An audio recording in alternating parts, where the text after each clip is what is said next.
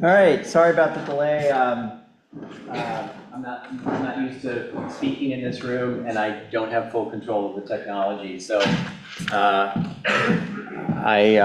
maybe after the break, I'll have a chance to figure out what's going on. I'll have to skip over. There was a fun video at the beginning, but I'm not going to try to play it because I can't get the sound in this room. So, but maybe we'll catch up with it a little later here. Welcome, and thank you for making the effort to come out on Monday on an unscheduled meeting time. I really appreciate that. It was unavoidable. But today we're going to talk about the technology behind rail freight. You're coming from two different classes that I teach. Some of you are the candidate students coming from my rail freight course, and some of you are the diploma students coming who are also registered in my railway operations course. So the challenge in presenting this is to avoid duplicating stuff that we've already covered in the other two classes. But what we're looking at today is a deep dive into the technology of railways with focus on rail freight, and a deep dive into how the infrastructure and the management of the railways in Europe especially influences the capabilities of rail freight, what kinds of rail freight services we have, and some of the things, especially for the diploma course, the diploma students, commentary and advice, because they have an exams project where they need to propose a new infrastructure and a new service, and so some ideas of what should go into that exams project to make that a good rail freight service. So why are we doing this? We're doing this because we're promoting rail freight because it's efficient. We're promoting it because it uses less resources than the equivalent road transport. And it uses less resources not just in fuel. We tend to focus on the fuel. We tend to focus on the carbon. And then we also tend to say, well, then that means as soon as we electrify road vehicles, then this problem goes away. But it's also in terms of other resources, in terms of land. The amount of land that a motorway needs and the associated parking lots and side roads and connecting roads is much higher than the equivalent amount of land that a railway would need for moving that freight. So there is also land resources, there's also the impact on nature, there's the impact of, for example, the pollution from the rubber tires that as they degrade on the roadway. And there is the impact on wildlife. Wildlife being killed by road vehicles is a big deal. Railways, it's not so much. There's longer gaps between the trains. The wildlife can learn when to cross the tracks and when not to cross the tracks. But on the roadway, that gap in the road, that traffic doesn't exist. There's another vehicle every 30 seconds, and the wildlife has a difficult time crossing that motorway. And that's why we have things like wildlife bridges and wildlife tunnels and newer motorway projects. But there are problems, and there are problems in rail freight because an inefficient rail freight system is not better than an efficient motorway system. It's not enough to just say we replace road with rail and everything's solved. If you replace that road with a badly managed, badly structured, poorly thought out rail system, then you can make things worse. So it's not good enough to just say it's a technological solution. If you don't have the technology and the planning and the management, you haven't accomplished anything. So it's very important. So rail is very important in certain economies. There are certain industries where rail is absolutely necessary. You cannot have a steel industry without rail. You cannot have heavy industry. You cannot do chemicals. You cannot do large-scale industrial farming. You can't do large-scale. You cannot have in Ukraine, for example, which is frequently referred to as the breadbasket of Europe. Ukraine is historically large-scale industrial grain, wheat, corn on enormous volumes, and you cannot transport those products without rail. You can't get them to the port without rail. And now, for the first year of the Ukraine war, because of the embargo, the Russian embargo on the Ukrainian ports, the only alternative was by rail from Ukraine north towards Poland and towards Western Europe. So rail is extremely important for a number of industries. what's happened in some states in Europe, including Denmark, with these industries have declined. You take away the industry, you take away the need for the railway. There is no longer shipbuilding in Denmark. There's very little steel production. Frederiksberg is very low down on its production numbers compared to what it was 40 years ago. There's a general decline in industry overall in Denmark. So you take away that industry, and so that is a major factor in the decline in rail traffic in Denmark. You look over the border at Sweden, rail traffic is still a very big deal because they have the industry, because Sweden still has a very strong industrial base. So this also ties into this question of what is the future? What do you think your future is going to be? Are you going to have an industrial base in the future? This whole question of what is our trade relationship with China? Will we stop trading with China? And then will we have to reshore a lot of the industry that we have exported to China? And finally, military. The railway is extremely important to military. And that is coming up more and more now with our military defense questions and our fears. And there are actual working groups whose focus is making sure that the European railway network is available to move military forces around the continent. Because you cannot move Panzerboen, you cannot move tanks without railway. You can't drive Panzerboen on motorways, you'll destroy the motorway. You can drive them on there once, but then after you've done that, you've destroyed the motorway and you've caused an enormous amount of damage. So if you want to move Panzerboen around in a reasonable speed and without burning through an enormous amount of diesel fuel, you need to put them on trains. And if you look back in history, all the way back to World War I, railway depots and railway lines specifically constructed for the purpose of moving military forces was a major factor in Germany's strength, actually, in both wars. So today we're going to take a quick look at railway history, not too much because this topic has already been covered to some degree in both courses, but we'll focus a little bit deeper in the issues that are specific to today's lesson, and then talk about the train technology, the types of wagons, the type of services, and then give some direction for what would we do in the future. What should we do in the future to have an efficient and successful service? We'll close out with some general advice, for example, your exams projects and things like that. First group activity here. Here's a question, but for fun, go ahead and use AI to answer this question. Go ahead, open up whatever your favorite AI program is and take a few minutes, ask your AI program what the answer to this question is.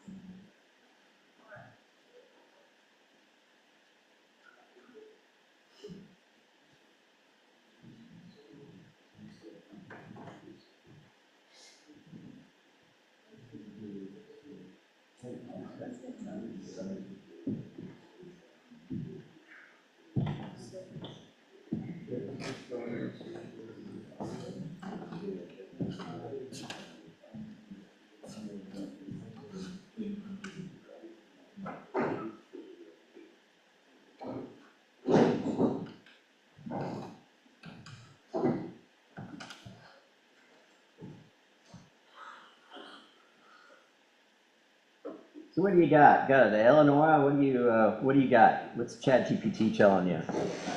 It's much on the emissions, sustainability. Emissions, sustainability.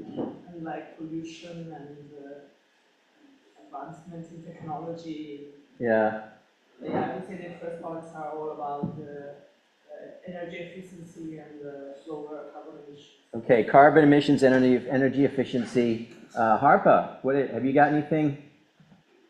Any chat GPT answers, any kind of, or Frederick? It keeps talking about the energy efficiency of train compared to Okay, all right. The handling or combination with road trucks is a feature of the for automatic flight handling and digital tracking becomes so advanced. Digital tracking. Yeah. Okay. Yeah. Reduced land use and resilience to fuel price volatility. Okay, reduced land use and you said resilience to fuel price volatility. Yeah, because some of them can be on electricity, like with gas and oil prices. Very good. All right. So interesting. Now, just out of curiosity, since we're, what AI are you using? Eleanor, what AI are you using? GPT-4 GPT-4o, Frederick? GPT, I don't know what the Okay. And basic chat GPT, basic chat GPT. So, but are the answers, are we in agreement that the answers are a little different because we have this discussion of resilience and movement of road vehicles? Did that come up, Eleanor, in your response? No. So it's kind of interesting, huh? But we're asking the same question, right? Pretty much. So it's kind of interesting to see how that tool works, right? You pose it, we've got 4 or 5 people here at least who pose the same question to ChatGPT, and the answer is not the same, not identical across the keyboards here. So yeah, so let's take a look here. So I did this like a year ago, like a year and a, this is an answer from a year and a half ago, and this is a partial answer. So, and the answer that came up in my ChatGPT screen was a focus on seamless and efficient freight transport, and something about reducing the need for multiple modes of transport, right?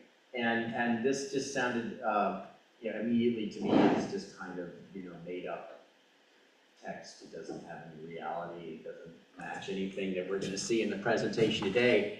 And I should comment, I've had this in, I believe, another presentation already to one of your groups, that we have an EU goal of moving half of the freight traffic from road transport to rail or water by 2050. That is a stated EU objective, which we are nowhere near moving towards at all. But this whole question of seamlessness really starts to become a problem, especially when one looks at the kinds of freight rail transport that are promoted very aggressively in a lot of media and in a lot of research projects and a lot of things.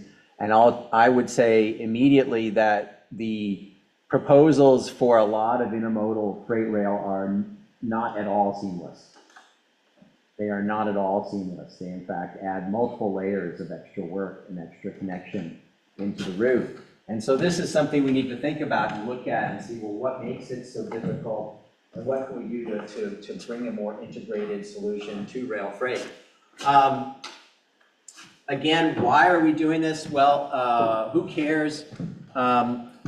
We really want to focus on heavy freight movements, large freight movements. We can move a lot of road transport in a much smaller amount of rail vehicle. You can measure the energy consumption in many ways. If you measure it only in terms of diesel fuel, then the argument about, well, I'll electrify the truck comes in, and then suddenly it becomes a difficult argument. So instead, if we measure this in terms of generic energy units, kilojoules, so now we can get back to a direct comparison. So it doesn't matter whether it's electrified or not electrified or whatever, the energy consumption by rail is still going to be less.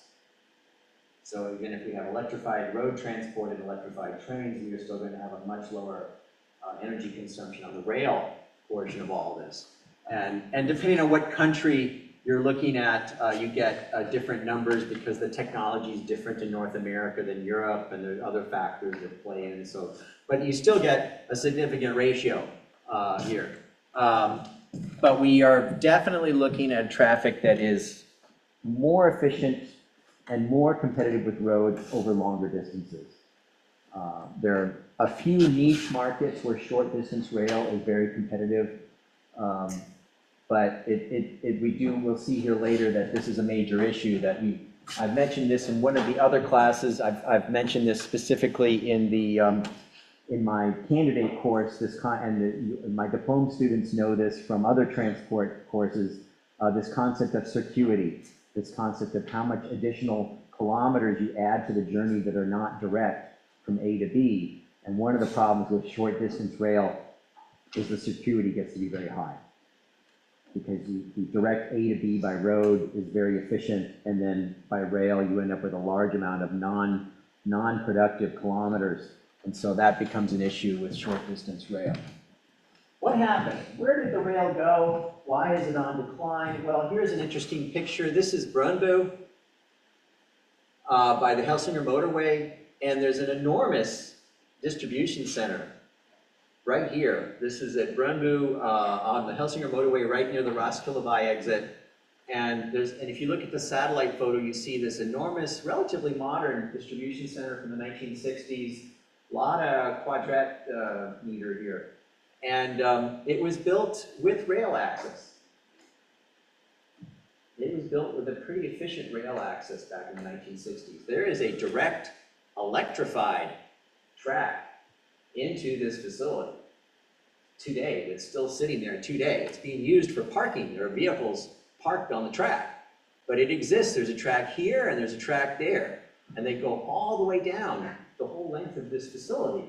So when this facility was built 50 years ago, 60 years ago, it was very much a heavy rail service facility, not any longer. Those tracks have been out of service the entire time I've lived here in Denmark.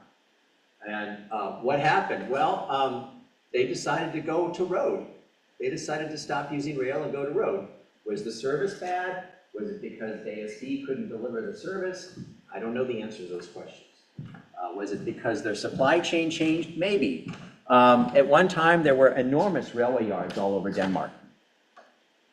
We have Aarhus here, and we have, this is Nørrebro.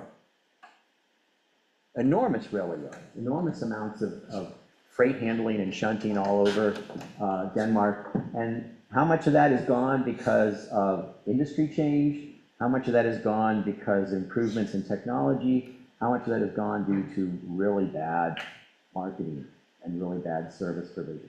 I don't have the answers to all of those, but I think it's interesting to look at.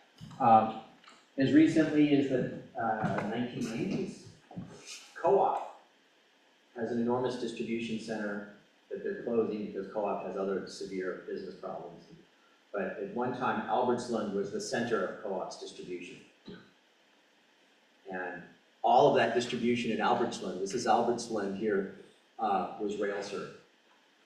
And as recently as the 1990s, Co-op was receiving their stuff direct by rail into their facility. And not any longer. Hasn't been that way again the whole time I've lived in Denmark. I've never seen a train go into Co-op's facility. And there's direct rail right in. This is a wagon load train shunting being pushed into Co-op's facility for unloading. So again, you have, and then this is Aarhus. Some of this is still running. This is the container train from Aarhus Havn, Container Havn, and it's coming out of the Container Havn, and it comes down this way, and then it makes a turn and pulls right through the center of Aarhus, Hovedbanegård, and then heads out that direction from Aarhus. But what happened, and I've shown this slide to my freight transport class already, but not to the diploma class. What happened? Part of it is to the change of the supply chain, and I was thinking about this. I was actually at Foodtex here just 3 hours ago, and I was in my local Foodtex, and I suddenly couldn't find something I was looking for because it had been pushed out of the shelves. That is, there was a product I used to buy, but it is apparently discontinued or no longer sold by Foodtex, and in its place they've added 2 or 3 other products, and the size of the space on the shelf of each product has gotten smaller because they're cramming more different products into the shelf, right? And what has happened is fragmentation of the market. This is a chart of the SKU is a stock keeping unit, is the serial number assigned to a product and the barcode on the product. And you have to register these because the barcode is the same for every product at every store. So that barcode is assigned at the factory. So it doesn't matter whether it's going to Netto or Bilka or Menu or Lidl, the barcode's the same. So somebody has to assign that. So there's a central registry of barcodes. And this chart shows how many barcodes there are. And you can see that the count of barcodes has exploded over 50 years because the number of products for sale has exploded. And the number of variety of products has exploded. So you have fragmentation of the market. So you have many more different products selling smaller quantities. And this is difficult for rail freight because with rail freight we want volume, we want high volume, we want large amounts of quantity. And if you start fragmenting the market into many small quantities, now suddenly rail freight's a problem. Now you're focused on a smaller delivery size, a smaller unit size. The other thing that's changed is we talk a lot about mouse spill, food waste, we talk a lot about reducing our consumption, and we have in fact in many ways done that. Technology has in fact changed our consumption patterns, and maybe not in ways that we're fully aware of, right? I've sometimes made fun of you guys. I've made fun of you guys and said, how come you don't have any paper and pen? How come you're not taking any notes? But if you're not taking any notes, you're not using paper and pen, you're not buying paper. So the paper consumption is a lot lower. Maybe you're looking at things on your computer screen instead of printing them out, so you're using less paper. This is a consumption of oil, motor oil. And motor oil consumption is much lower today than it was 30 years ago. Why? Because the motors are different and they don't burn oil. So we don't use as much motor oil. And you can see a similar chart for gummy deck, for rubber tires. The rubber tires last longer. The chemical consistency of the tire is different. They have more kilometers on each tire. So you're consuming less tire. You're consuming less gummy deck. And so if you consume less material, that's less stuff for the railways to transport. Because the railways are built on shipping and delivering all of this material that you're consuming. All that motor oil, all those gummy deck, all that material that you're consuming, that would have gone by rail because it's heavy and it's high volume and it's industrial. But if we cut down on that material, then we have less to transport by rail. So all of these are factors in the change in rail traffic. It's not the whole story. There are also political and market factors. One of the ones that's especially bad in Europe is that changes in the way rail traffic is managed and delivered have increased the bureaucracy. So we in Europe, and I've presented this lesson to I think both classes already about open markets and the change in open access and the change in the railway regulation, but all of those changes have led to more bureaucracy. They have led to more paperwork. They have led to more delays. And they've made it more difficult to introduce new services because there are more authorities you have to get permission from. There are more people that have to coordinate. There are more people that have to have meetings. There are more people that have to approve it. And this is very damaging to rail freight because the rail freight can't respond quickly. You can call up road transport company, you can call up JSB, you can call up Larson's, you can call up Ancor Transport, and they'll have a truck at your back door today. But you call up DB Cargo or you call up a rail freight company and they have to go through a set of approvals. They have to get permission from Bain of Denmark to run the train. They have to get permission from Bain of Denmark to introduce service to your facility. They have to get permission from Trafikstyrelsen to approve the track that they created at your facility, to approve it for service. They have to get timetable permission if it's international from Germany, Sweden, Italy, to get the path. Then on top of all that, you now need to have actually purchased the rolling stock, and the rolling stock needs to be approved, unless it's used and it's already in service. But if it's not used and already in service, now we need to buy this rolling stock. It needs to be approved. And today that means an approval with the European Agency for Railways, and an approval from Trafikstyrelsen, and an approval from DB Netz in Germany, and an approval from Trafikverk in Sweden, if you're going to Sweden, Denmark, Germany. So you've dramatically increased the bureaucracy, whereas 60 years ago, it was DSB. DSB controlled everything. You wanted to run a new train with DSB, they said that's fine. They bought a wagon, they approved it, DSB approved the wagon, not Trafikstyrelsen, DSB approved it. DSB's wagon, DSB's railway. They make the decision. The only thing they had to do was coordinate with Germany to make sure that Germany would accept the wagon. Then they just rang up Deutsche Bahn, said, hey, we got a new wagon, are you good with this? Yes, we are, thank you very much. We're driving. And so the bureaucracy has exploded, and that is a real problem. And then fragmentation of the service providers. So now you open market, you say, let's all compete, this is all beautiful, and now suddenly everybody has to have their own administration, everybody has to have their own facility, every service provider needs to arrange their own workshop, and you duplicate a lot of resources, you duplicate a lot of administration. So a lot of fragmentation, a lot of loss of economy of scale. So, and this is something we're going to see with the government's decision to take away post-Nord monopoly. I don't know how many are aware of this, but as of January 1st, Post is no longer a monopoly of post-Nord. Anybody can do it. And so the question is, how is that going to affect delivery of services if there's no longer a dedicated, responsible postal service? So you can see some ideas here about how much rail is used. And generally, you're looking at like 10%. The modal split, the pinkish red here is rail. And you have anywhere from 10 to 30% modal split, depending on what country we're talking about. And this is in ton kilometers.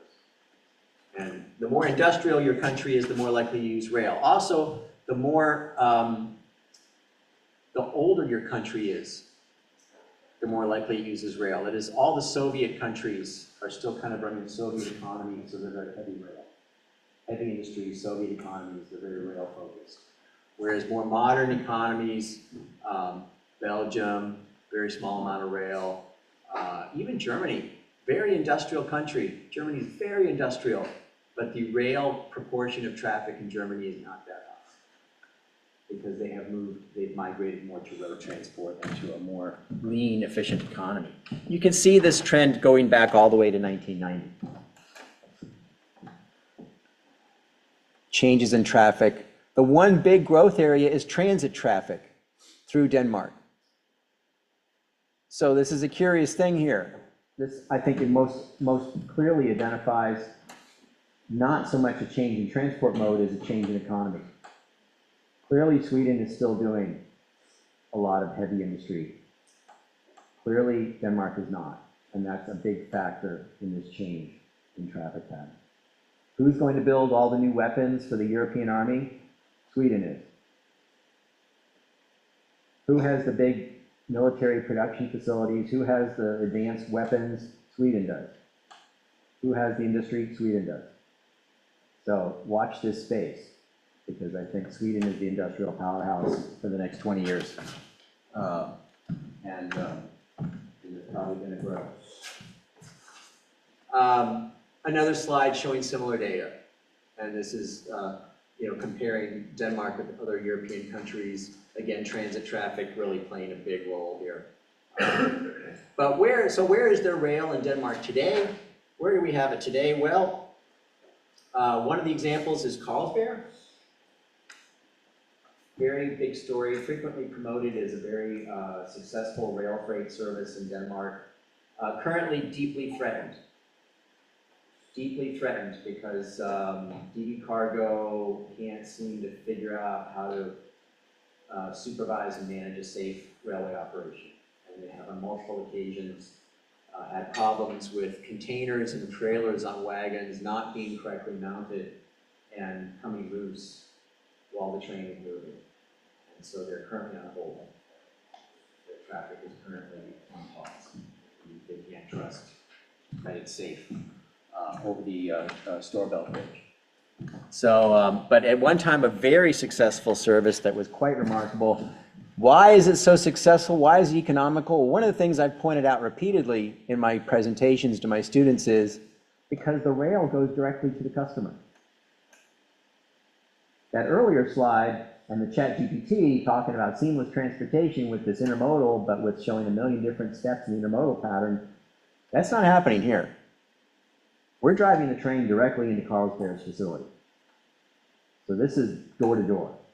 We're driving the train into Carlsbad, we're loading it in Carlsbad. Here's a sheltered space here. You drive the train down here, and then the forklifts come out, the gaffle trucks, they come out and they load into the trailer on rail, right there. And then they shunt that train out, hook it up to a locomotive, and head on their way to Copenhagen. On the other side, it's not door to door. These trains go to Høje-Taastrup, they're unloaded in Høje-Taastrup, and then it's road transport from Høje-Taastrup to all of the places the stuff has to go in Hollestaden. But this is where the money gets saved, because if they didn't have this at this end, it wouldn't be cost effective. If you had another road haul at this end, from here to some terminal somewhere, that would immediately have made the whole service ineffective and not cost competitive. It's only cost competitive because at this end they save entirely, they don't have any terminal costs. Because you're right at the facility, you're right at the plant. Sweden has an enormous rail freight business. In previous years, I've had researchers from KTH come and give presentations on their operations research on Sweden's carload wagon business. And so they have a lot going on. There's research projects, and they do a lot. This is a hump yard in Sweden, very big hump yard. And then there's China. Up until the Ukraine war, this was a really big growing market. And we'll wait and see what's going to happen. This is, so many things changing. It's hard to predict where we'll be 5 years from now.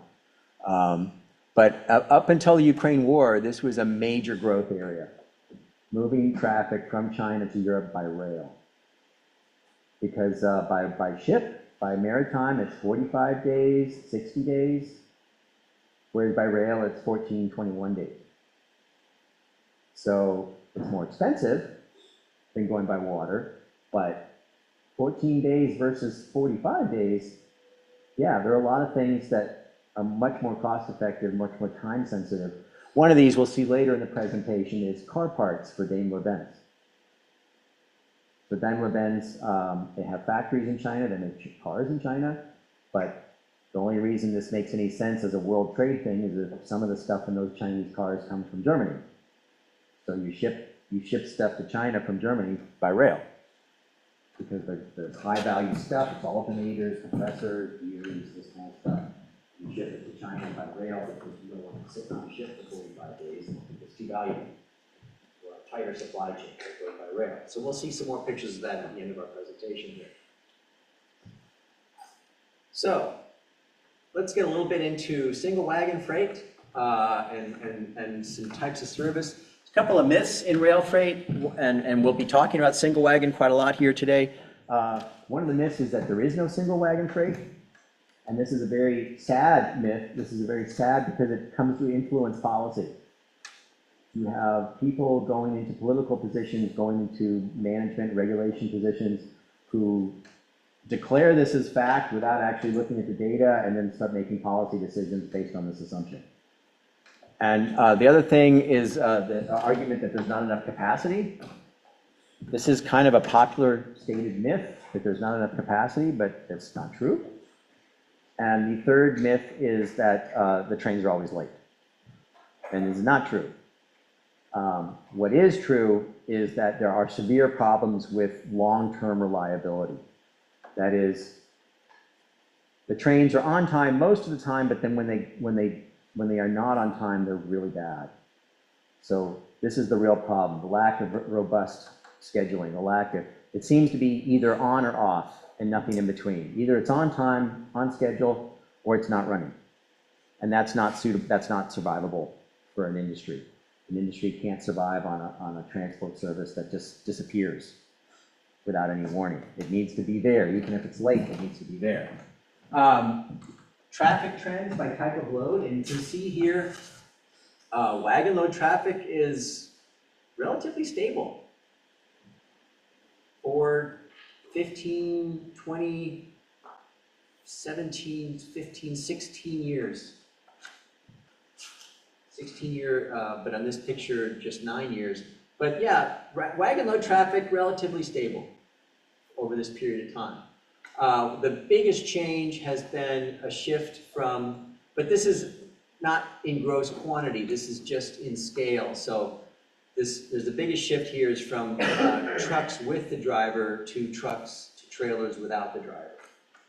And I can't honestly tell you how big amount of traffic that is, because I'm pretty sure that trucks with the driver was a pretty small traffic already at the beginning. And trucks with the driver are services that you would have found in Switzerland or places where the government didn't want motorway vehicles on mountain roads. And they would force the drivers of these trucks to put their vehicle on a train and ride with the train through the mountain and get off the other end and keep driving.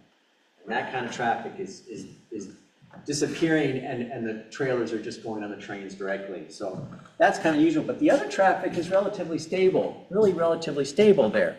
You can still find some more freight traffic in Denmark today. Frederiksberg is still a functioning steel rolling mill. It is not a primary steel facility, it is a re-roll mill. They bring in scrap, melt it down, and roll it into new shapes. But it is still an active freight customer. It sends about 2 or 3 trains a day out on the rail.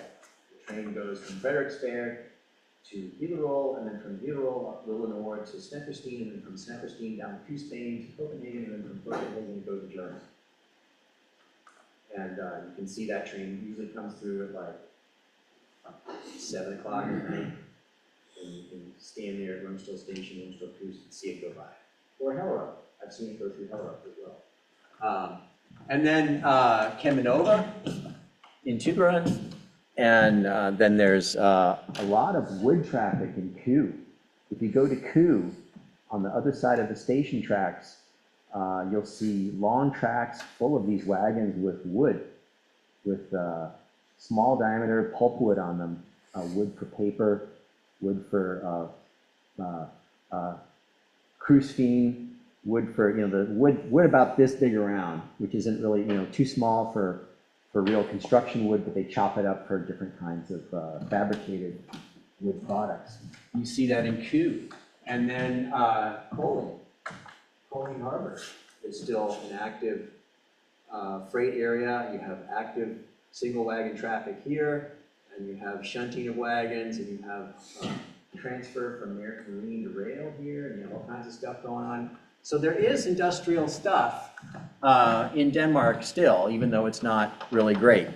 I couldn't find a lot of statistics from Sweden easily. Maybe I'm not looking in the right place. I probably, if I used more time and hours on it, I'd probably know some friends that could call, but I just haven't made it a priority.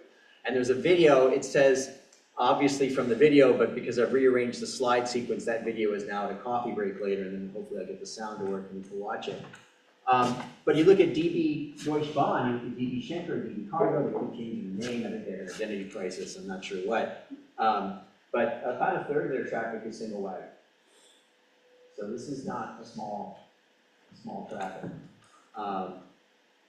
And from a revenue point of view, a big chunk of their traffic is unit train traffic, and that unit train traffic, or block train traffic, is essentially single wagons that are just not shunted. It's a long train of single wagons that are coupled together and they're maintained coupled together back and forth between the same destinations. But only 20% of the revenue in 4 years ago was intermodal. So, so a lot of stuff here to kind of process. And now we kind of look at differences between North America and Europe. And the most startling, huge difference between North America and Europe is the enormous difference in the economy and the enormous difference in the competitive nature of rail freight. And there's just no comparison. In America, rail freight is a profitable business. It is a viable commercial business that entirely pays its own way, receives no subsidy whatsoever from the government.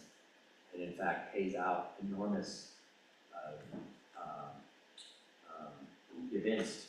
dividends to its shareholders. It's a very aggressively traded stock, actually on the markets in the U.S.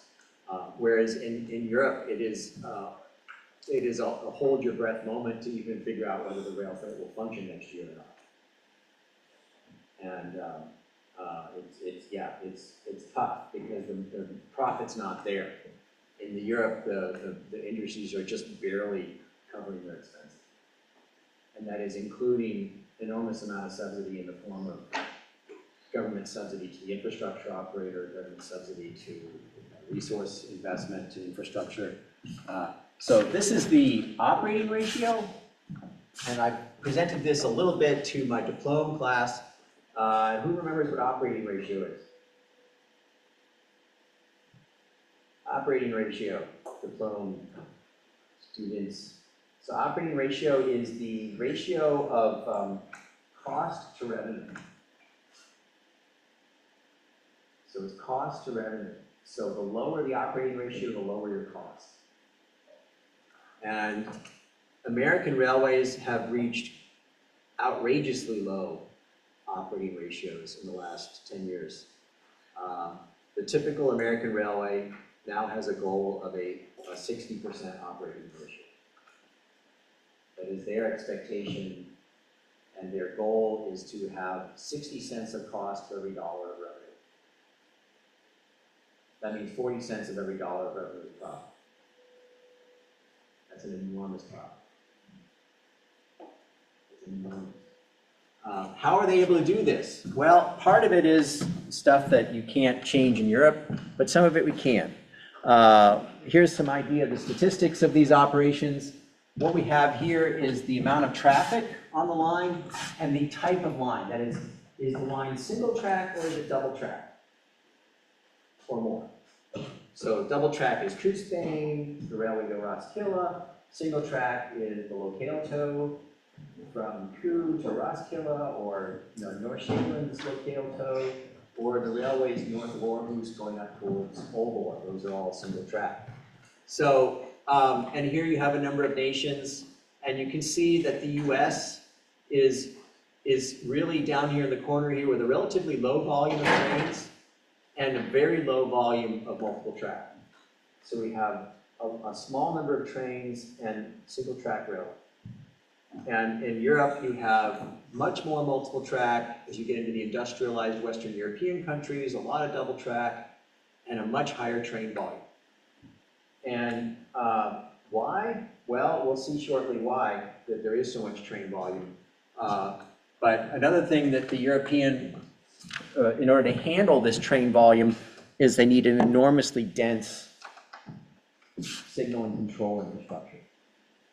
So this is a typical railway yard in Germany, and we have a freight train pulling out onto the line here. And the density of signals, this is a presentation slide from some friends of mine in Europe, and they presented this to an American audience, and their eyes get really big looking at this, because an American yard would just not have this many signals. There might not be any signals at all. And it might entirely be radio dispatch. But here, there's just an enormous density of signals here. Every track has a signal, and there's a signal in front of every single switch. Every single spore skip has a signal in front of it, and the signals are closely spaced together, so there's a signal here, and there's another one 200 meters later, and so there's an enormous amount of infrastructure here to manage that high volume of trains. So why is the U.S. so profitable? Why are they making so much money? They have fewer trains and more single track, and yet they make crazy amounts of money. Because they're running very cost-effective long trains. So the economy of scale is absolutely there. American trains are longer and they're heavier. And so for that one train, you are moving that much more material. You're gaining that much more. Longer transport distances, so you have lower overhead. Less transaction costs. You spend less money on administration, more time just driving the train. And less focus on gee whiz technologies and more focus on what is the best technology to purpose. Focus on 100 kilometers an hour. No more. Freight trains in America don't go faster than 100 kilometers an hour. Because it doesn't pay. Where's the money in it? There's no reason to drive it faster. Who cares? Nobody cares if your train goes 140 kilometers an hour. It doesn't generate any income. It's just more fuel burn. So this is a major deal. And whereas in Europe, freight trains are also pretty much running 100 kilometers an hour, but they have to be compatible and move around passenger trains running 160, 180 kilometers. So now you kind of have this competitive need for shared infrastructure, and they have to fight with each other, and they have to be able to coordinate with each other with very different needs. This is an interesting picture. This is a major US railway, one of the big four class ones in the US called CSX. And where is their income coming from? And kind of similar to Deutsche Bahn. If you remember back to the slide on Deutsche Bahn had a 21% intermodal revenue share. CSX has a 16% intermodal revenue share. So in that respect, Deutsche Bahn and CSX have a lot in common here. We have, though, a difference in that CSX has 14% coal and some other, and then we have 60% merchandise. And if we move out and figure out what is that merchandise, and I look at this merchandise list here, what I see is pretty much entirely carload freight, single wagon freight. Maybe some of this agriculture is moving in block trains. Could be that this is block train traffic to agriculture, but the coal is definitely block train. But I would argue that the proportion of this traffic on CSX that's moving as a block train is much lower than what DB is reporting in their statistics. And so we have a clear focus here on single wagon traffic. And why do we want to do that? Well, one of the benefits of that is if I want to run really long trains, one of the key efficiencies is to make sure that I always fill that train. And that's something that CSX is really big on. And they will mix traffic on the same train to make sure that train is full. Whereas in Europe, as we'll see here shortly, we have shorter trains, smaller trains, and which is a negative on efficiency, but also makes it easier for us to divide the traffic up and have more block trains because we have smaller volumes on each train. Another interesting slide here, the prices that they're charging. On the left, we have the nations by their ton kilometers. And on the right, we have what they're charging for that traffic. And you see the US is the cheapest of all of these. And we don't have Russia we have Russia and China on this side, but we do not have Russia and China on this side. I think it would probably be pointless to compare because there's no transparency. You have no idea what the prices in Russia and China really mean. So it probably doesn't matter to put their prices up, but we definitely can compare the European and the US. And you can definitely see that as we come down the scale here, we have significantly higher expenses for the European freight traffic than we do for the US freight traffic. But we have absolutely greater economy of scale in the US. You have in the US a factor of 5 or more, 5 plus. US moving 5 times as much ton kilometers as Europe in total. So a lot of interesting stuff here, some volumes, but then you look individually carrier by carrier. Well, here's an interesting factor that explains some of that lost efficiency. We have CSX and Deutsche Bahn at relatively comparable number of carloads, and we have CSX and DB at relatively comparable train kilometers. That is the kilometers the trains are driving. But then you look at ton kilometers, and there's just no comparison. CSX is easily moving an enormously higher volume of material with the same amount of carloads and the same amount of train kilometers. So that's where some of your efficiency gets lost. DB is using a lot of resources to move metal around. They're using a lot of resources to make the wheels move and to move wagons around, but they're not moving that much freight. So that kills the economy, kills the price structure, and kills their competitiveness. And so this is, I think, in one slide right here, a significant explanation for the real challenges that European rail freight has. What is Europe doing about this? What is Europe doing about this? We have something called the 10T network. So the European Union has designated a transport network across Europe that is considered, it would be comparable to the United States interstate transport network, which in the US is defined by a road network because rail is considered a private responsibility, not something that the government should directly really be controlling. Whereas in Europe, we have the 10T network, which means if your transport route is part of the 10T network, it is covered, it is POLAC'd certain obligations that the government needs to uphold. Denmark, any road or any rail system that's in the 10T network, the Danish government is responsible for making sure that it's there and that it doesn't just disappear. And the Danish government's also responsible for making sure it's accessible and functional and well maintained. So, and then we have something called the Rail Freight Corridor, which is an attempt to reduce this bureaucracy. I've had some recent conversations with a couple of people in the industry, and the rail freight corridors have been with us for over 10 years now, and unfortunately, they don't have the power, they don't have the regulatory power to actually force their decisions on the national railway lines. So they haven't quite achieved their goal of integrating everything. But here's the 10T network. So basically, any major transport road or rail system in Europe is part of the 10T network. This is an old map, that's why it still has Storbritannien on there. Obviously, Storbritannien is no longer part of the 10T network, but everything else here is still relevant. And then we have the rail freight corridors. So each colored line on this is a single administration that is supposed to be able to arrange for transport. You're supposed to be able to call up this single administration and get authorized for moving your train on these colored lines. The problem I've learned is that after they get the approval, any later changes are still handled at the national level. So if there's a rescheduling or a blockage or a delay or something that happens the day of transport, that goes through the national agencies, not through the Rail Freight Corridor Office. So you're back to the original trying to arrange communication between the different national states. And there's especially bad problems I've learned between the Netherlands and Germany. I've learned that the Netherlands and Germany are basically not communicating with each other at all.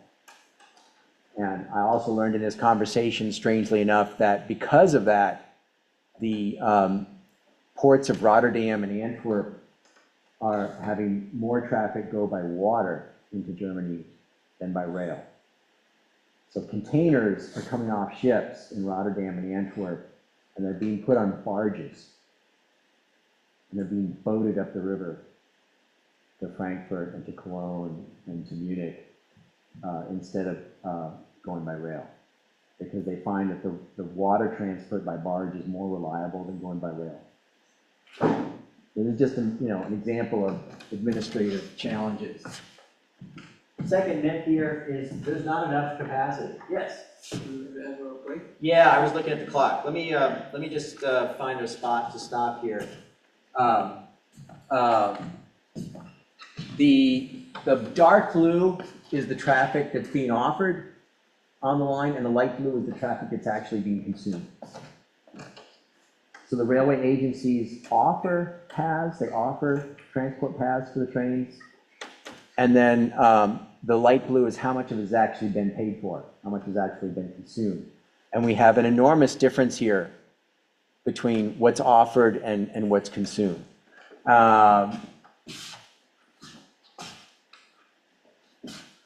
Third myth here, and then we'll take a break, timekeeping.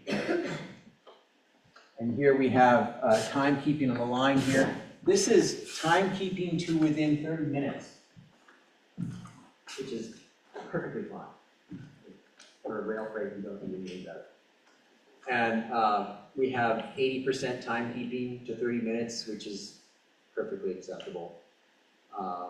The problem with this becomes if it just doesn't run. It's one thing to be 2 or 3 hours late, it's another to say, well, train's not gonna come today or tomorrow. Then it becomes really a big problem. And then we have speeds here, general distribution of speeds on the line.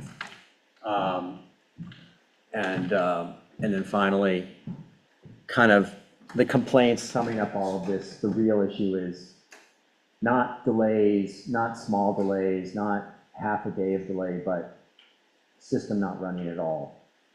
Employee strikes, track work, railway lines being shut down for 4 or 5 days because of some infrastructure work or something like that. That's where the real problem becomes. So this is a good place to take a break here. Let's take a 10-minute break and we'll come back and we have a little exercise when we come back.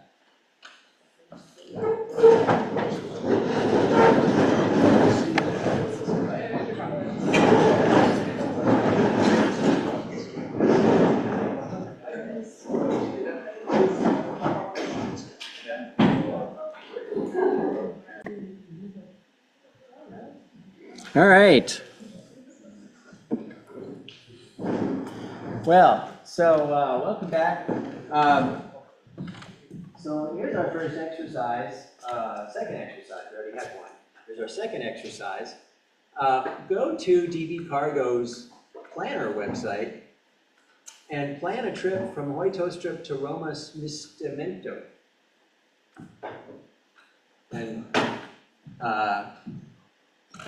kind of mentally remember Villa Spada, because we'll need that later for a third exercise. Villa Spada or the Aeroporto Roma Erbe. Remember those two places because we're going to need to come back to this later. But right now for DB Cargo, it's Roma Smistamento. And plan a trip. Try to move some freight from between those two places on DB Planner's website.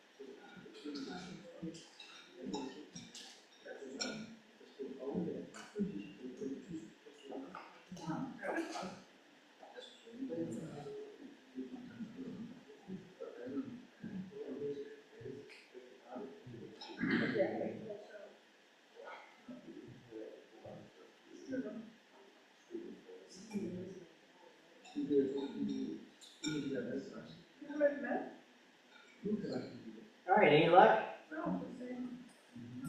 You're working at all?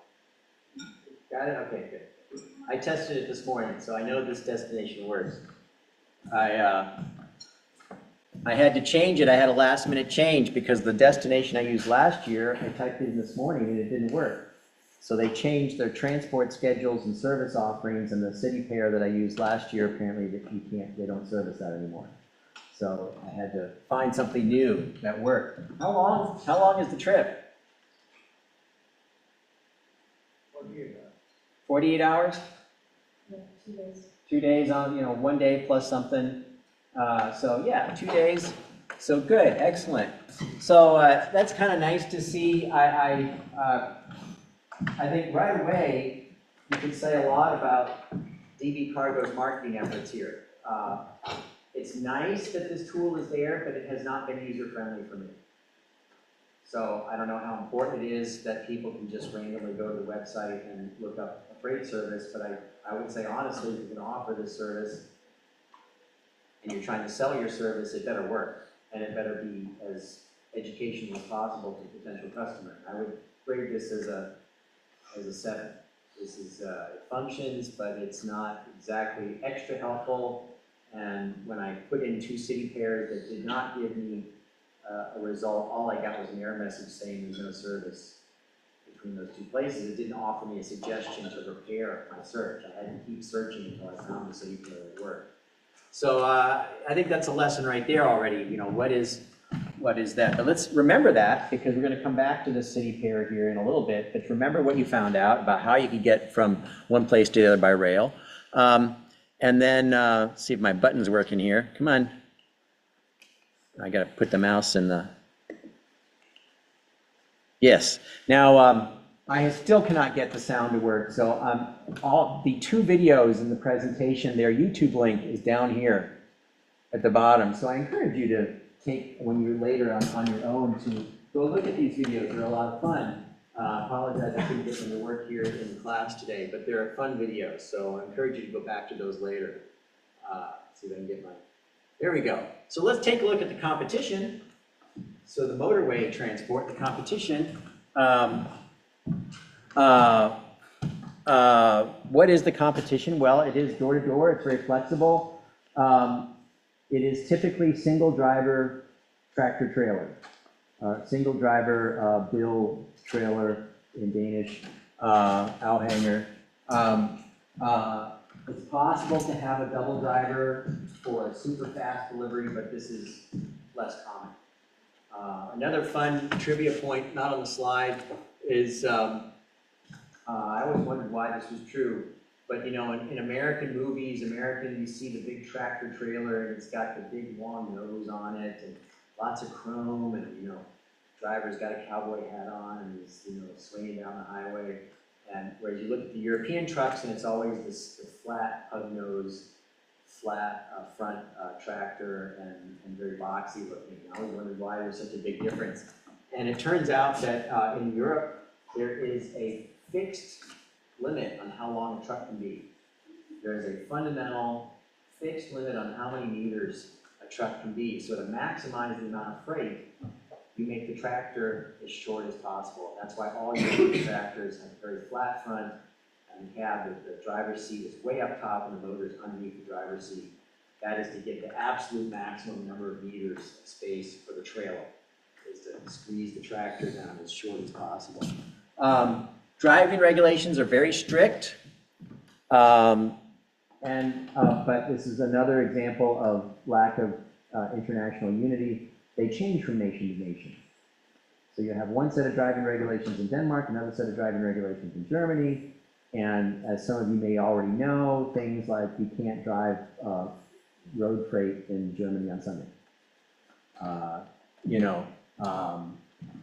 Stuff like that. So there's a lot of different regulations, a lot of different stuff going on.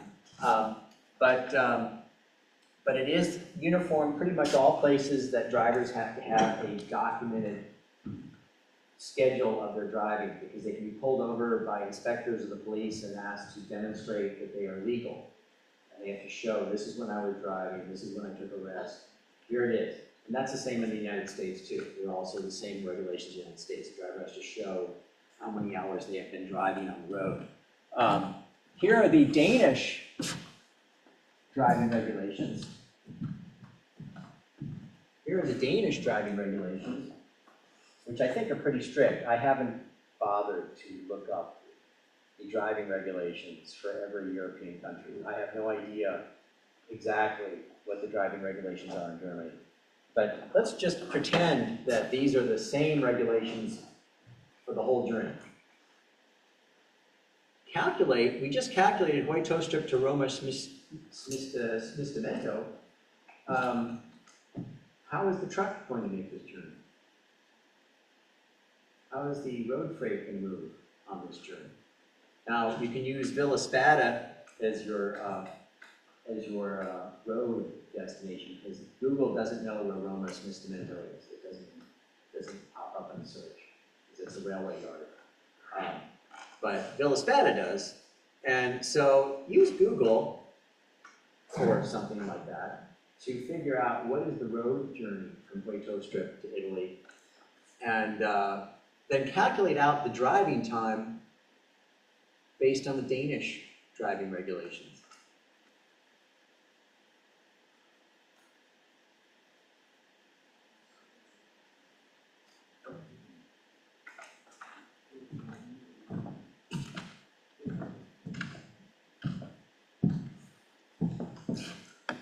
And if you really want to be fancy, but I won't hold you to it, I have the solution on the next slide. If you want to really be fancy, you have to also remember that the trucks are limited to 80 kilometers an hour. Which Google will not know how to deal with. Google is going to calculate it based on a person bill. So, if you really want to be fancy, you have to re-estimate your travel time based on last time. Yeah.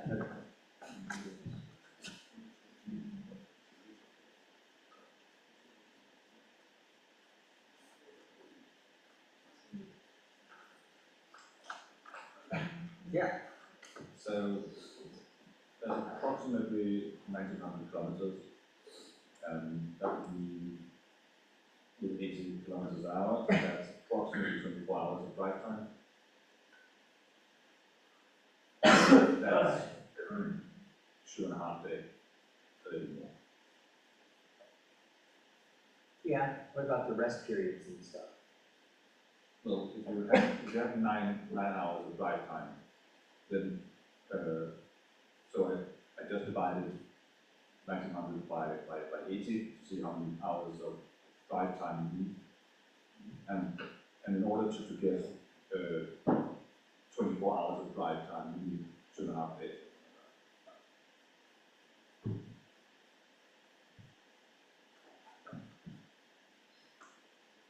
So 3 by 9 is 27, so that's 3 days of driving. Less than the third day is not full. Yeah, 3 days not full.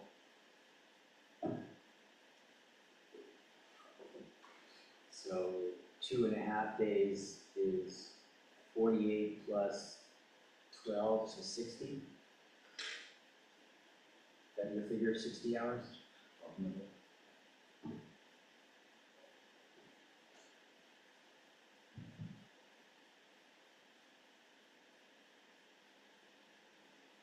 Everybody else kind of getting the same figure, that's okay? All right, good. So here's what I did. So my Google said 21 hours, 19 minutes. 2 hours and 9 minutes is on the ferry. So the ferry is not driving time. So the ferry doesn't count against your rest. You don't, in fact, the ferry counts as a rest period. And this is one of the things that keeps ferry traffic alive on the Baltic, is because a road driver, can use the ferry as a rest break. So there's a big incentive to, for example, from Sweden to Poland to take the ferry, because that ferry now becomes your sleeping rest break. And you can sleep on the ferry or whatever.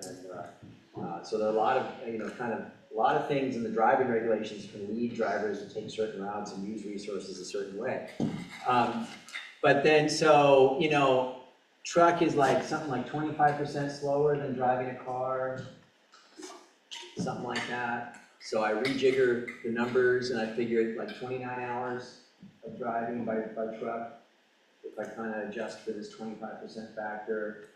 Then we have the 11-hour rest break. So then I kind of just chain it all together.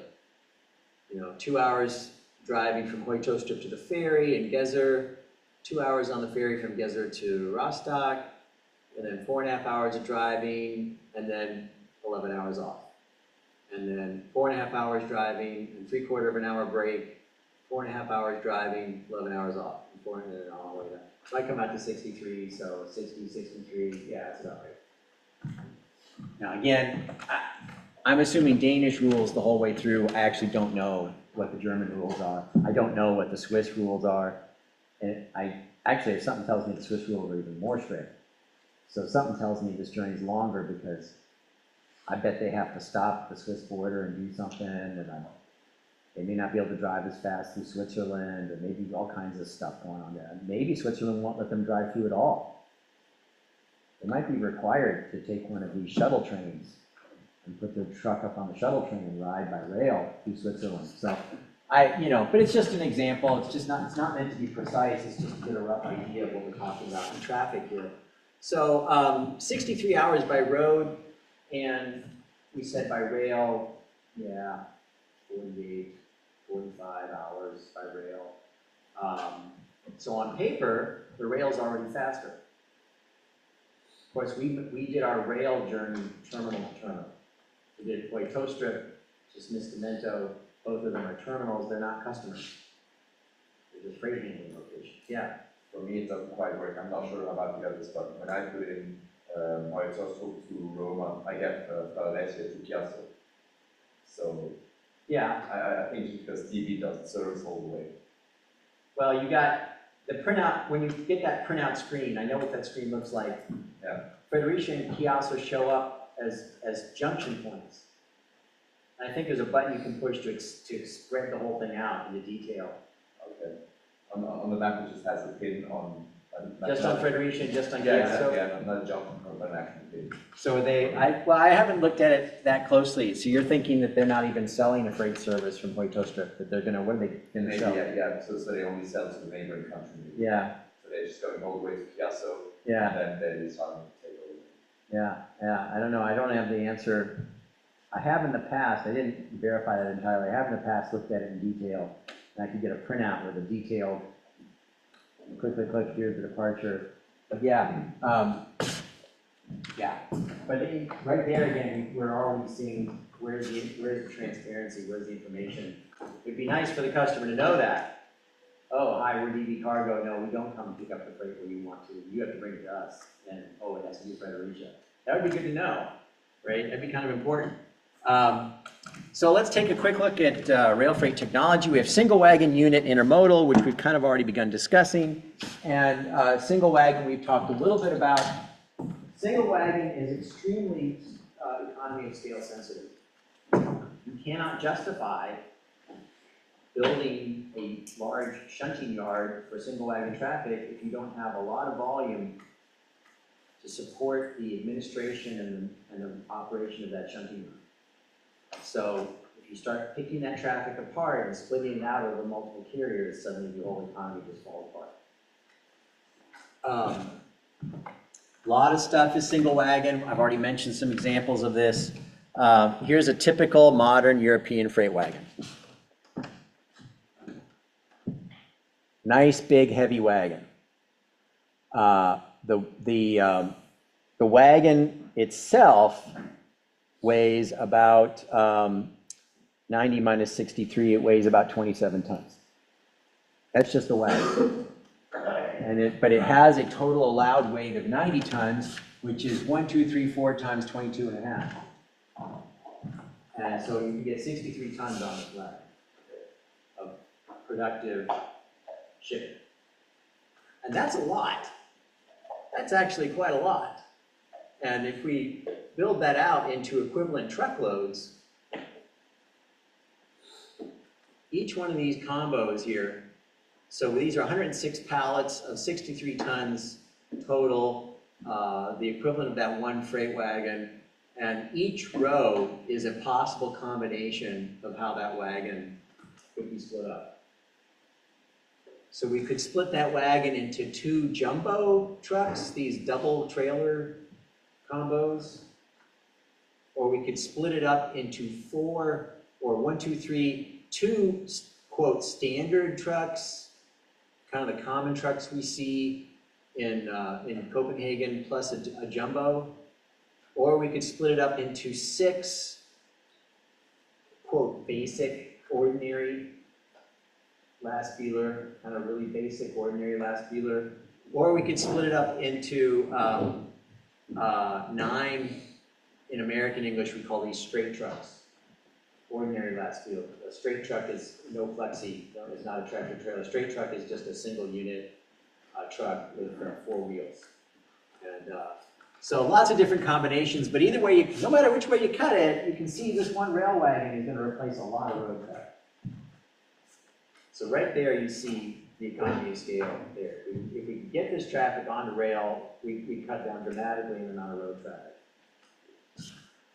Single wagon traffic is essentially door to door. It's about getting this wagon to the customer. So that means the customer needs to have a rail connection. And you need to have a system in place for moving this wagon from the railway shunting yard to the customer. That means some kind of local shunting locomotive, some kind of push-pull to get the wagon from the shunting yard to the individual customer. And then you pick up and deliver the wagon at the customer. This guy is guiding the engineer to drive this wagon into a customer's location. Then you pick it up and take it to a shunting yard and assemble it into a big train, and away you go. And here's a very standard kind of image of this from Traffic Struelsen's report on rail freight from 10 years ago. There are a lot of different wagon types because the goal here is to get as much cargo on the wagon as possible and to do it with the minimum amount of tear. Tear is an English word, T-A-R-E. It is the dead weight of the wagon. Tear weight is the amount of weight that's just a vehicle. And we want to keep that down low. The way you keep that down low is you have a customized wagon for each kind of freight so that you're only using the minimum amount of material to support the freight. The negative of that is that you have to invest in this wagon, and you need to have a commitment. This wagon has a 30-year lifespan, and you need to know that that freight traffic is going to be there for 30 years. Otherwise, you just wasted your investment. So there's a little bit of a risk here in investing in this traffic. Then we have mixed wagon and transload. An example of this is Glostrip. And Glostrip has a transfer terminal, a very small one, but an active one right near Glostrip Station. And DB delivers wagon load freight to this terminal, and then the guy there has a forklift and he unloads it and then transfers it to truck so that people can ship stuff by rail. It's not a huge business, but it's there. That is the only freight terminal in east of Glostrip in Chile. There's no other place in Copenhagen for you to have freight shipping. So that's kind of where we are with rail freight in Goldstadt. Then we have unit trains. So unit train is a whole string of single wagons that are coupled together, and they leave them coupled together all the time. They don't touch them, really don't touch them. Just leave them coupled, shuttle that train back and forth. Coal, oil, agricultural products, wheat, grain, a lot of stuff moves by unit train. Very low price, very low cost. So you just don't touch it. Couple it up, fill it up with stuff, drive it, unload it, drive it back, load it, drive it, load it, unload, and don't touch it. Just keep it moving, just keep it rolling. Very low cost that way. And then we have intermodal. And intermodal is kind of like a unit train because typically intermodal trains, we don't touch them. You couple up the wagons in an intermodal train, you put the containers on the train, you drive it, you unload, drive it back again, load, drive it out, unload. Again, kind of like a unit train. One of the problems with intermodal is that you are now dividing traffic up from separate service providers. And anybody who's ever run a business knows that the person who makes the most money is the person that gives the invoice to the customer. The person who actually has the sales relationship with the customer, who actually signs the contract with the customer, who actually delivers the invoice to the customer, that is the person that makes the most money. It's that customer relationship is where the money is. So the real question in intermodal is who has the relationship with the customer? And very often in intermodal, it's not the railway. Very often in intermodal, it is the road transport operator that has the relationship with the customer. The railway is just a service provider. So it's not that profitable for the railways because they miss that customer relationship and the profit is being taken by the road transport operator. Intermodal has a road transport heritage. It originates 70 years ago with the focus on how can we reach and serve customers that are no longer located on a railway line. Oh, let's get their truck and put it on the train. So it starts out with trailer on flat car, and then it migrates to containerization, and we have more and more containers. And then you have ocean containers, you have the containerization of ocean traffic, and the development of and then finally today, the development of double stack. And double stack is hugely successful in the US. You move enormous quantities of material by rail with double stack. And extremely important because most container traffic cubes out before it weighs out. So we have this phrase, cubing out or weighing out. And that is, when do you reach the capacity limit of a transport vehicle? If you cube out, you reach the volume limit first. If you weigh out, you reach the weight limit first. If you're moving steel, you weigh out first. So when you look at the steel train going to Fredericksburg, and it goes by, it's a whole bunch of flat wagons, and whatever's on the wagon is only this high. But it's solid steel. It's steel plates. So it weighs out, it hits the weight limit before it hits the volume limit. But if you're importing furniture for use from China, or pillows, or new bathroom spile, new Belleville spile, or mirrors, or soap dispensers, or funny little nisser for Christmas, that stuff's all going to cube out before it weighs out. It doesn't weigh anything. So it's going to cube out. It's all packed in cardboard cassa, and it's all fluffy and full of space and hot air, and it fills out the box, and the box isn't very heavy. So now suddenly double stack is a huge deal because there's lots of capacity for weight on this train, and that container doesn't weigh anything. It's just full of garbage from China. So you double it up, and suddenly you just increased your efficiency a huge amount. This is right now immediately where we run up against a limitation in European rail traffic. Because you can't drive this train under electric catenary, under curling. So immediately we have a problem. We can't do double stack in Europe because almost all of the infrastructure has a height limit. So we're hard limited to do that. We can't do that. There's some attempts to change that. There's a whole new freight railway in the Netherlands that opened 15 years ago called the Betterway line. And it was specifically built for double stack. It has a high clearance limit on the line.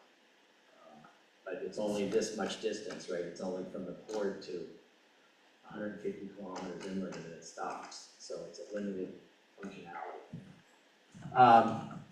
Challenges with intermodal, circuity is a big one. I've spoken about this to the rail freight class last week in our lesson.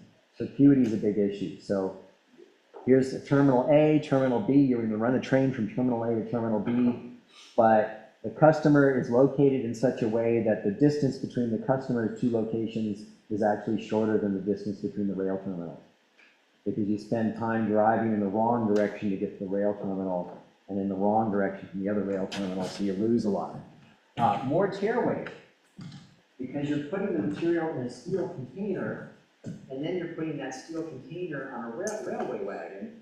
You've now doubled the amount of enclosing metal. So now you have more tear weight. So you have less weight capacity with an intermodal than you would with a dedicated wagon. And then you have a loss of volume as well, because that container has to be on the railway wagon, and the container has an internal dimension, and then so you're missing capacity overall by doing that. And there's less administration. I talked already about what is the customer relationship if you're going to do that. So here's some examples here of distribution of costs in intermodal haulage, because you have the railway haulage in this pattern here, and then you have administration, and then you have the truck haul from the terminal to the customer, and then you have the cost of running the terminal itself. And sometimes the terminal costs can be really high. Terminal costs are a function of what does it cost to build a terminal? What are the union contracts at that terminal? What are the labor rates at that terminal? What have you agreed to pay them? What kind of technology do you have? The right kind of forklifts and gantries? Do you have cranes? What kind of way are you unloading the containers? This kind of stuff. All these things add up. And then we have something called a dry port. So one of the things I mentioned that we need to be worried about is circuity. So one way to deal with circuity is to purposely site your factory to build your industrial facility at the terminal. So you essentially build a cluster around the terminal. You build a terminal with the intention that the area around it is all industrial, so that everything that comes to that terminal is really close. So here we have a major logistics terminal out in the middle of nowhere, west of Chicago, in the middle of the farm fields. And various industries have sited their buildings right next to the terminal, so that they can shuttle the containers back and forth with a little light tractor, like a little low motor power local road tractor. Here again, here's another one. The address on this one, this is Kansas City. And again, we have a big railway terminal here. We have all these various industrial customers that have decided to locate right next to the terminal here, so they have a very short container haulage from the terminal to their business. So that's called a dry port, the idea that you build this central industrial center and you encourage lots of industries to locate right around you, so you make a lot of, and here's a kind of a graphic example of that. So there are pros and cons. The dry port is helpful. Reducing circuity is helpful. Here is a logistics center for DB Cargo, DB Schenker. They kind of keep changing their name in Leipzig. And this is part of that Chinese traffic I spoke about. So this is BMB sending material and parts to China for their assembly of cars in China. And they're doing this by rail. At least they were before the Ukraine war. And but already, this is where the bureaucracy and the administration and all this stuff starts to kick in. Because we're looking at this satellite photo, and DB Schenker's warehouse is right here, and you can clearly see that there is a railway line right here. You can clearly see it. It's on pavement. There are vehicles, there are rail vehicles on that line, and it is clearly functional. But this BMB traffic does not go on this track right here. I mean, the terminal. How do I know? Because I read the article. I got the information on this from the industry trade article, and it tells me exactly how this traffic is moving. It's going by road from here to the terminal, to a freight terminal, because apparently the ownership or the lease of this property is not the same, and the people who own or lease this part of the building don't have access to this part of the property, so they don't have access to the railroad. So instead, it goes to this intermodal terminal, which is a drive away. So they load up the trucks here, drive over here, come over here, and load the containers at this terminal over here. So this is, you know, this whole business of how do you make this efficient, how do you make this really cost effective? Well, we're doing this, it's a journey to China, so it's not the end of the world, right? It's not going to kill us to do a 16-kilometer road trip on the beginning of our 5,000-kilometer trip to China. But still, you kind of like, you kind of grit your teeth and say, wait a minute, you know, we're already starting from a location, there's rail service, why are we having to add this extra road journey right at the beginning? But that traffic is going by rail, was going, I haven't verified in the last couple of years if it's going today, but at the time I made these slides a couple of years ago, it was going then from Leipzig to somewhere in industrial Chinese heartland where they built B&Bs for the Chinese market. So we have a competitive matrix here. We have carload traffic, which is mostly competing with road, it's mostly competing with trucks. And then we have unit train traffic, which is mostly competing with maritime. And then we have intermodal that's competing with road in line hauls. And all of it's competing with the supply chain, with the industrial pattern. That is, it doesn't matter how great the rail freight in Denmark is if all the industries in Denmark decide to move their factories to China. You know, so. And conversely, if industrial policy in Scandinavia is really bad and doesn't support the development of industry, or we don't provide the infrastructure for industries to grow here, then those industries say, yeah, it's too hard to do business here, I'm gonna move to China, or Vietnam, or someplace else. So there's a lot of these factors coming into play here. This is from students, it's a little bit old, well, no, this is from Traffic Strulson, but then he did another report. I had a student who did an analysis of freight transport in Denmark in 2015 or 17. But this is kind of a rough analysis of where's the break-even point for cost here. And this is pretty standard. These numbers pretty much agree with a lot of the numbers that are constantly repeated over and over again, where somewhere between 400 and 500 kilometers is that break-even point when we switch over from road to rail. Less than 400 kilometers, and it's really difficult, especially, it's really difficult for intermodal to be competitive on rail. It's really only after you get over 400 kilometers that the price-performance ratio really kicks in and rail starts to be the cheaper mode for transport here. We're rounding out here. We're coming to the end of the presentation. Good. I'm feeling good about my schedule here. Feeling good about where we are. We just missed those videos, but otherwise, for those of you, especially in the diploma class, okay, now you've got an exams project and you need to develop a plan for, I believe that typically the assignment is about making a new harbor or something, developing a new transport service. So what is if you're going to have a rail connection to that harbor, what should you be doing? Well, you should be choosing infrastructure that's pretty much optimized for 100 kilometers an hour. That's going to be the cheapest, and as long as you don't need speed for anything else, I mean, maybe you're sharing with some passenger trains, but anything you build for the freight train alone, 100 kilometers an hour is all you need. You don't need to spend any more money on anything else, and your Bain and Normer, your standards for the rail can be just fine at 100 kilometers an hour. You don't need to go any more than that. One thing we haven't talked a lot about, but which is kind of implied in all those slides showing North America and Europe, is start shooting for longer train lengths. I didn't really go into detail on this. I do have this in the railway operations class and some earlier technology slides, but I haven't really talked about it so much in the candidate freight course. Is right now European trains are kind of limited to benchmark 600-meter long train. And the longer the train, the more money you make. Because generally, once you've got the train rolling, you've made a number of fixed commitments to expense that don't become different when the train gets longer.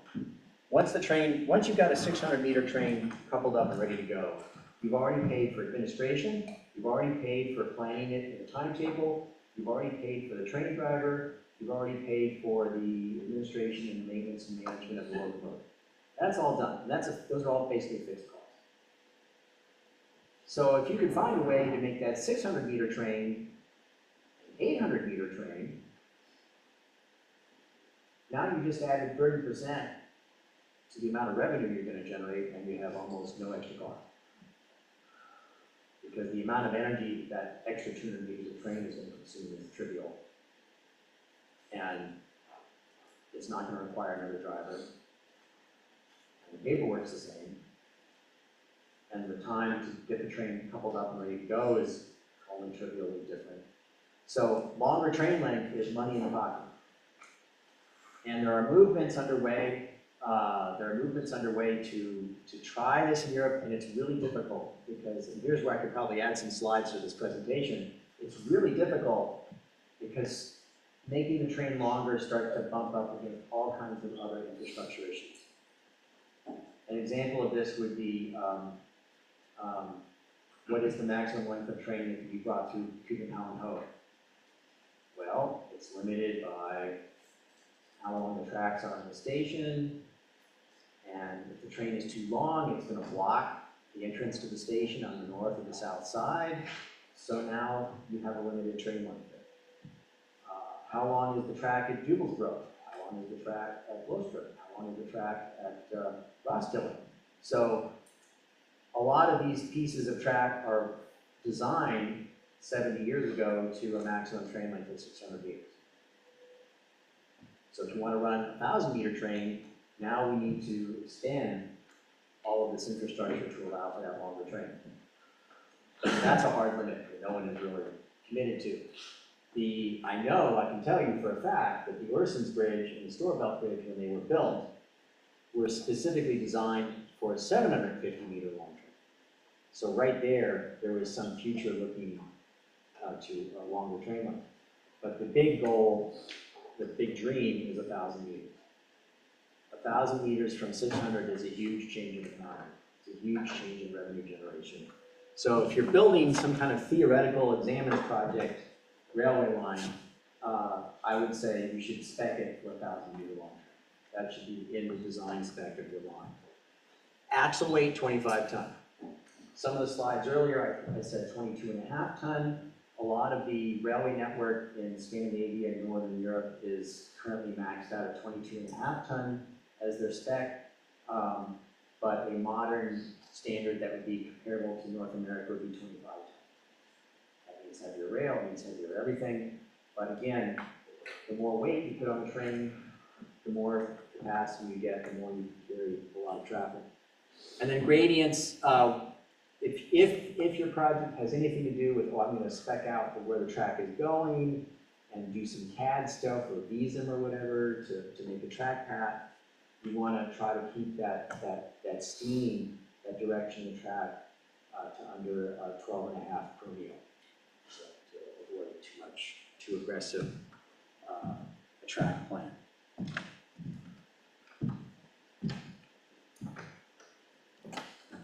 Harbor connections, a couple of things about harbor connections. One of the things, again, is that train length. If you do a little digging, a little research, a little news story stuff, you'll read about Esbjerg Helm. And a lot of money was spent at Esbjerg about 15 years ago to redo the rail connections in Esbjerg. And then after they were done, the entire thing sat empty for 10 years. And the train operators said, can't use it, not useful to us. Because there was zero communication between the designers of Esbjerg Helm and railway operating companies about how they would actually use this track. So the people at Esbjerg, they just like pulled some theoretical idea out of a textbook somewhere and just built these tracks. And then the railway operators came back later and said, we can't use them. The tracks aren't long enough, the tracks aren't flexible enough, can't get our trains in and out. Completely pointless ways of running it.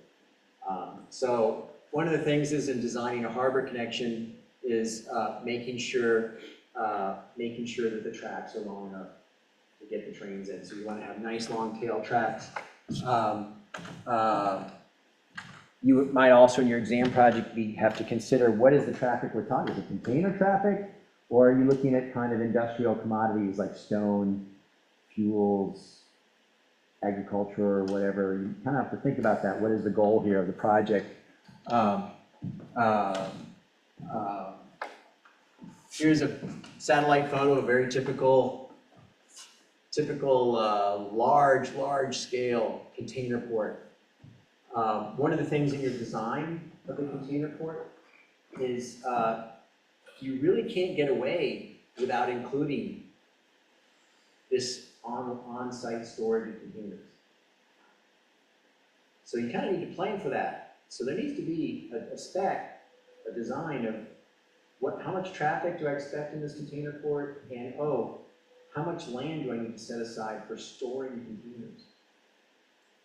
And the reason you have to do that is because it's just not, I mean, some of my colleagues in this field devote enormous resources and time to trying to write mathematical programs that will magically pack the containers on the ship the right way, but it's just really hard.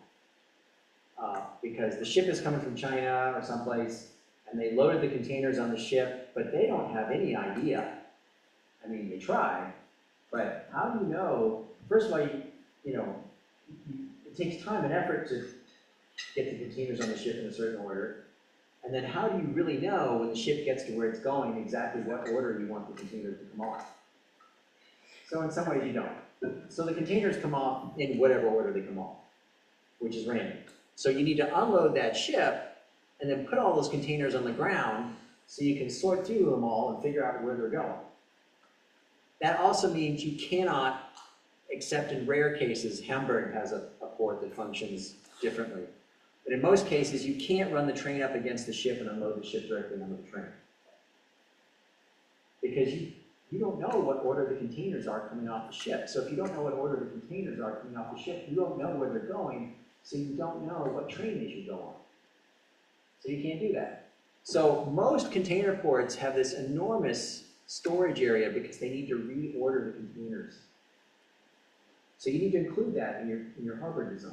You say, okay, there's this much flow of containers. I estimate there's going to be this much the ship is going to unload, and I need to set that on the ground, and I need to have access to it so I can reorder the containers and separate them out. So this container is going on that road truck, this container is going on that railway train, this container is going to sit for 2 days because it doesn't go out until 2 days later, and that's why you need all this space. And everywhere you look, any satellite photo you look at, you typically see this kind of unloading the ships, a giant storage area behind the ship, and then the land transport behind that storage area. So unload the ship, sort the containers to figure out where they're going, and then move them further into the transport where they're going to go after that. How much space do you need? Well, here we can go back to, here's an example of Little's Law. And some of you, I've mentioned this before.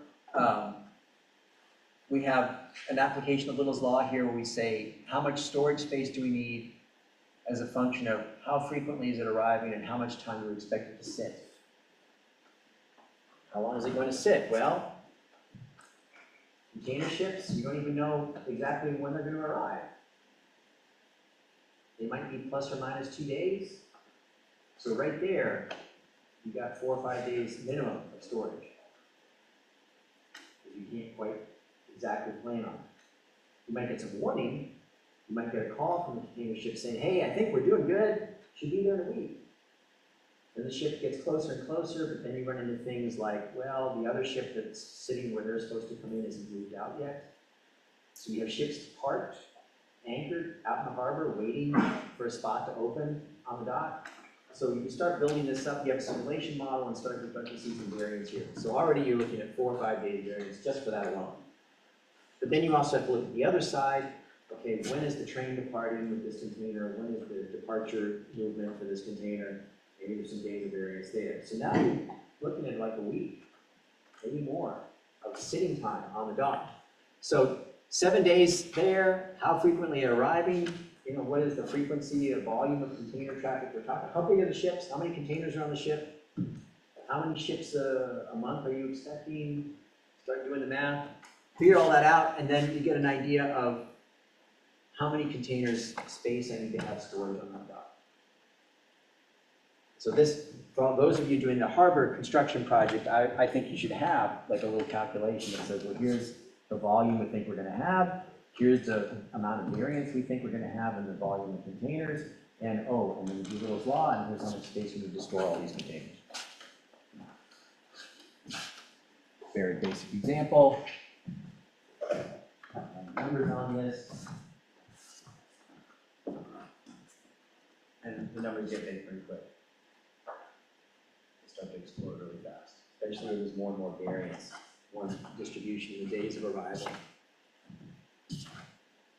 There's a basic dimension of a container, so you can take that number, how many containers I have to store, multiply it by the dimensions of this container, now you know how many quadrat meter you need.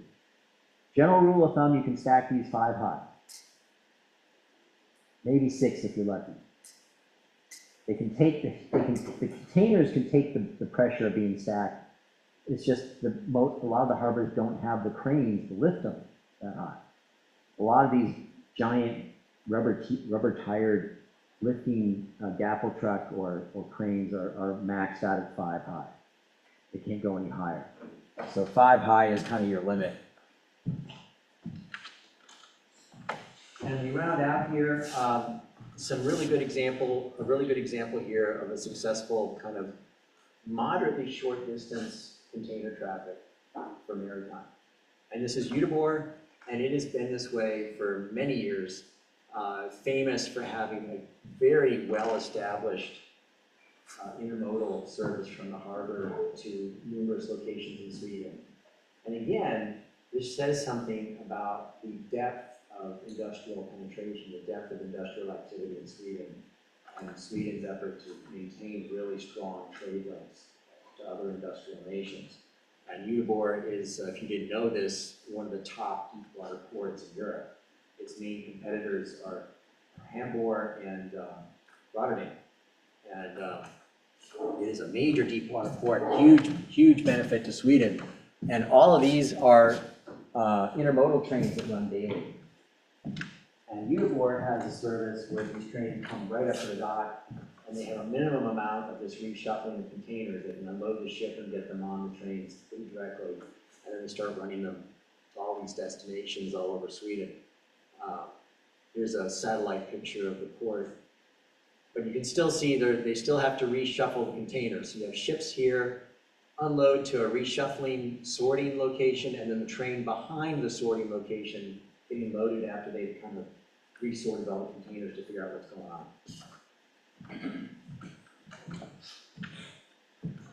Finally, last example here for the presentation, then we're done. Dry ports in Italy. Spent a lot of time and effort. There's a whole association in Italy that's really big on these kind of dry ports, these warehousing locations. And they call them freight villages. And they've got an association of about 23 of these things in Italy.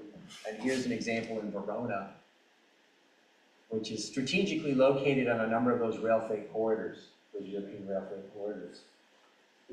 And it's enormous. You have the rail coming in here and some other rail coming into these buildings. And then you have some warehousing and some distribution down here, distribution facility down here. And it's just absolutely enormous. Here's a diagram of where the rail is going in the facility. So you have a huge, this is all containers over here. This stuff over here is wagon load traffic. So these are intended for wagon load, and you move the wagon load into the warehouse and then unload the wagon. And another shot of the container terminal.